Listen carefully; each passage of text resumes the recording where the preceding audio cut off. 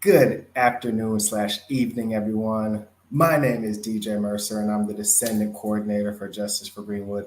And I'd like to welcome you all to our DNA databases, Know Your Rights Town Hall. And wherever you are, I want you to put it in the comment section, Justice for Greenwood, and also text or type where you're from so we know where you're supporting us from so that we can give you a little shout out. And we always appreciate the support that you all are giving us. And today's topic is critically important, not only for the city of Tulsa, but also for Black citizens in Tulsa, Greenwood descendants in Tulsa, Greenwood descendants wherever. This is a crucial issue, and it's not just in Tulsa, it's going across nationwide. So, we are going to talk to you all about, and we have connected with nationwide experts who are legal experts, who know the laws about DNA, who know about databases, and how you can know your rights so that you can make a proper decision on submitting or not submitting your DNA to databases like the one the city of Tulsa is creating right now. So, if you are interested in getting involved with us, there's a couple ways you can do it. The first way you can do it is to visit justiceforgreenwood.org/action. We would like you to donate to help the cause. A great number you can do is $19.21 for obvious reasons. Donate whatever you can, whatever you would like to donate. We always appreciative, and it will go towards a great cause, obviously. Second thing you can do is spread our message. We would like for you to follow us on social media. We have Instagram, we have Facebook, we have Twitter. And if you are following us on any of those social media sites, we would like for you to share our content as well. And lastly, if you are a descendant, we would love for you to get into our network and contact us. Go to justiceforgreenwood.org and fill out the descendant intake form. Fill out all the information, your name, contact information, who you're a descendant of, and we slash myself will get in contact with you so that you can get integrated into the fold with what we are doing and these amazing things and programmings we have happening at Justice for Greenwood. So, without further ado, I would like to bring on one of the experts who is involved with us at Justice for Greenwood. He's a member of the Justice for Greenwood legal team. He's been fighting this fight for a long time, over 20 years. He's a professor at Loyola Law School at Loyola Marymount. So, Eric, tell the audience today a little bit about who you are, what your background is, and why it's important for you all to be here today. Thanks, DJ, for having me on for this really important discussion. As you mentioned, I'm one of the lawyers with Justice for Greenwood, and I work in criminal law and criminal procedure at LMU Loyola Los Angeles. I've been working on the Tulsa race massacre for 20 years now, and I've witnessed some of the ways in which the city of Tulsa exploits the survivors and descendants of the massacre. And I think it's really important to speak to you today about the dangerous way the city is choosing to collect and keep your DNA, the DNA of the descendant and survivor community. The use of DNA databases is a major issue in both the law enforcement and the reparations spaces. We've seen that law enforcement in New Jersey, for example, is trying to collect everyone's DNA at birth to engage in DNA profiling. A recent Supreme Court case, Maryland versus King, upheld police efforts to obtain DNA from anyone charged with a felony. The bottom line big worry is that when programs create DNA databases comprised of only Black people's DNA, then we have to be really sure that these databases will not be messed around with. Our core policy is that we reject the creation of DNA for eligibility purposes because there are much better, if perhaps more cumbersome, ways of establishing eligibility for reparations. We do, however, recognize that sometimes it may be necessary to use DNA to identify victims of racial atrocities. Even then, though, we urge caution for anyone who's thinking of participating in these programs because of privacy and policing concerns. The city of Tulsa's program is the worst possible scenario. The city stopped exhuming remains and are preventing further exhumations. They've obtained DNA from only 2 remains, but are now requesting that hundreds, perhaps thousands of Black Tulsans provide DNA for the city's program. For the most part, the descendants have had to pay 23andMe for DNA collection, although the city now claims they're going to have some free DNA collection. This sort of program, using DNA to match surviving family members to victims of terroristic attacks, was used by the 9/11 Commission. Unlike the 9/11 Commission, however, the city of Tulsa has not used DNA that shields the donor's health information, and it required descendants to load or post their DNA profile on GEDmatch, a publicly accessible database. The city of Tulsa's program thus raises some really serious issues. First, the city has sampled, as I mentioned, from only 2 remains, and the city has prevented the Graves Commission from uncovering any more remains. There just are not enough remains to justify mass DNA collection. The program, as currently run, is thus a fake one. It's done for public relations at best and for malicious DNA collection from Black Tulsans at worst. Second, only Black people's DNA is being collected. And third, the city could have paid for the donations and created a privacy firewall in the manner of the 9/11 victims' DNA collection, but it's not done that. Fourth, the city requires the current victims of the massacre, in effect, to fund the perpetrator of that massacre by providing their own DNA. And that's the reverse of reparations. And fifth and finally, GEDmatch is accessible to any member of the public, including law enforcement, to do a matching search so long as they pay the fee. There's insufficient privacy protection in all of this. Finally, I just want to say that we've spoken to Intermountain Forensics, the agency that's doing the DNA collection, multiple times, and we've done our due diligence here. We have an open door policy to still work with Intermountain Forensics, and we recognize that it's the city of Tulsa that's put them in a very difficult position, forcing them to take the heat for the city's own failure to properly fund and properly develop sufficient privacy protections. So at the moment, our advice is to not donate your DNA to this program and to be very careful about how you use your DNA in any event. So with that, I'll hand back to you, DJ.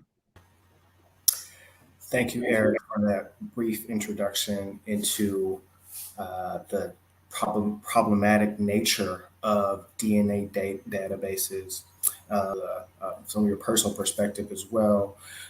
So next, we have a person who is a former mayoral candidate for Tulsa. He's also a member of the Mass Graves Oversight Committee. So it is my honor and privilege to bring on Greg Robinson, who's going to talk a little bit about the work that's been going on with the Mass Graves Oversight Committee and how the Mass Graves Oversight Committee is connected to this database, if at all. Thank you, DJ. Really glad to be with you all tonight, and to the nation of descendants out there. I just ask that you all continue to keep your faith. We are going to get justice for you and for your families. I'm honored to be a member of the Mass Graves Public Oversight Committee, and certainly I am frustrated. I will be honest with you. I'm proud that Justice for Greenwood and this team has brought up the concerns that they've brought up. And it's not about whether I personally agree or not with whether individuals should be submitting their DNA.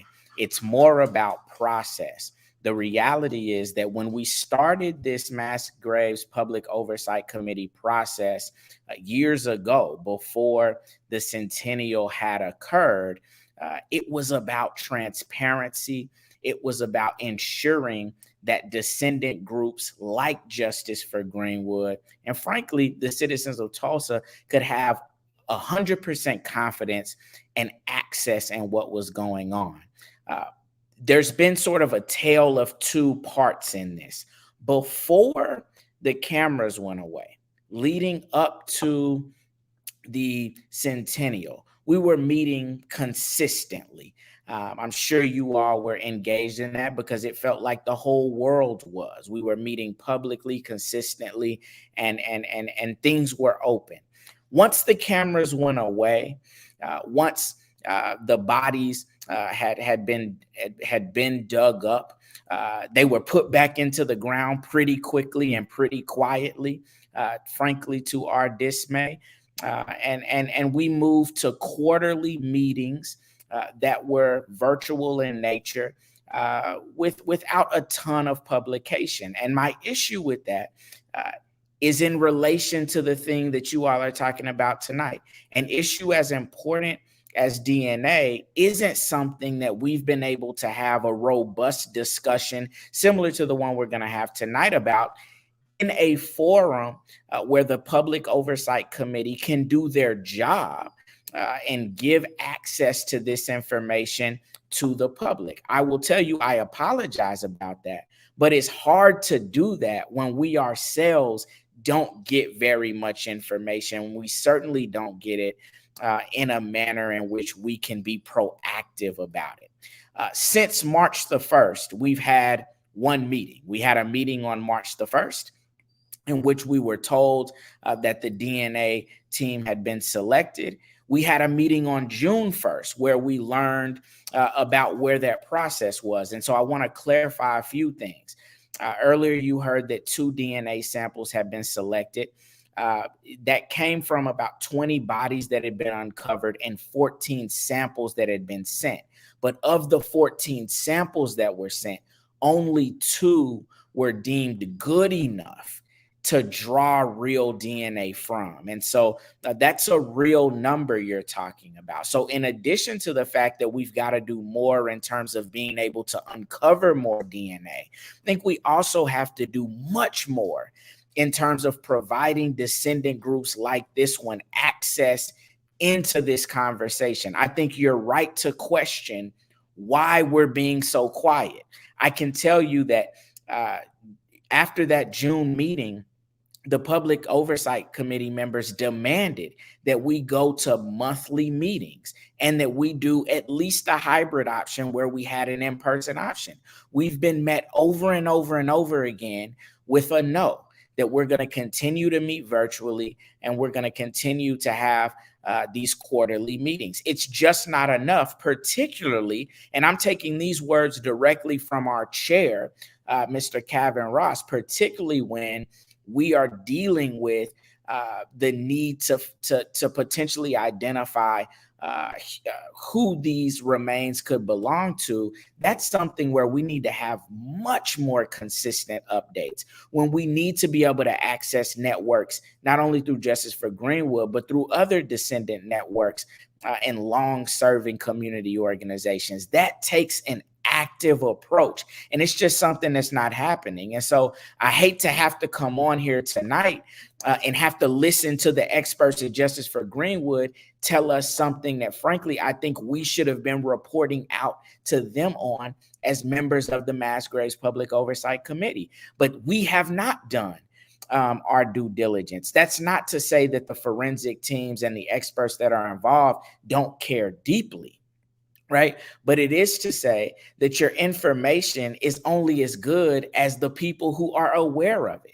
And right now, I think the city of Tulsa is hogging this information. I think that there can be a perception that maybe they're controlling this process. And certainly I'm frustrated as a member of the Public Oversight Committee that I don't feel like we can do our jobs and give you all the access to the information so we can have a genuine conversation, build trust and confidence, and move forward to do what this process was supposed to do, which is bring us closer to justice for the descendants. At the end of the day, that should still be the bottom line. And I think that this particular issue highlights that we're getting off track. So we had a lot of discussion regarding knowing your rights, DNA databases, how database can be used, not only by the city of Tulsa, but also law enforcement agencies in general. And one thing to really take note of and be aware of is that any match that happens within the process right now, the city of Tulsa will be notified. So the city of Tulsa, if there's a match, if you as a descendant or you as a person who submits your DNA, if there's a match, the city of Tulsa will automatically be notified.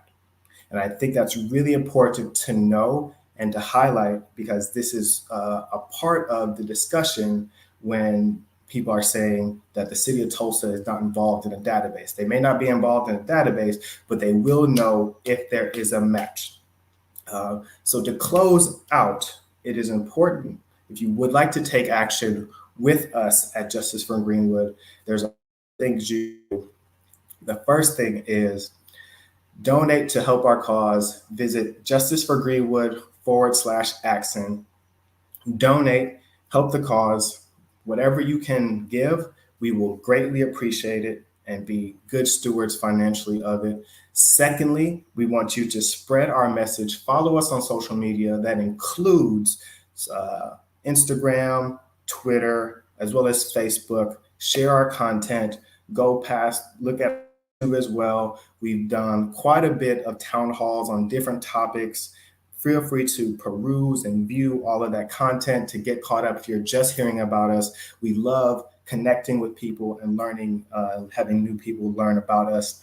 And lastly, if you are a descendant, please go to that website and fill out the descendant intake form and get in contact with us. I will personally give you a call or email you so that you can get involved with our descendant community, learn about us, talk to us, and just get involved with the Justice for Greenwood family. So thank you all for coming today and listening to several experts that we've connected with, talked with for a while to learn about how to move and navigate through this process.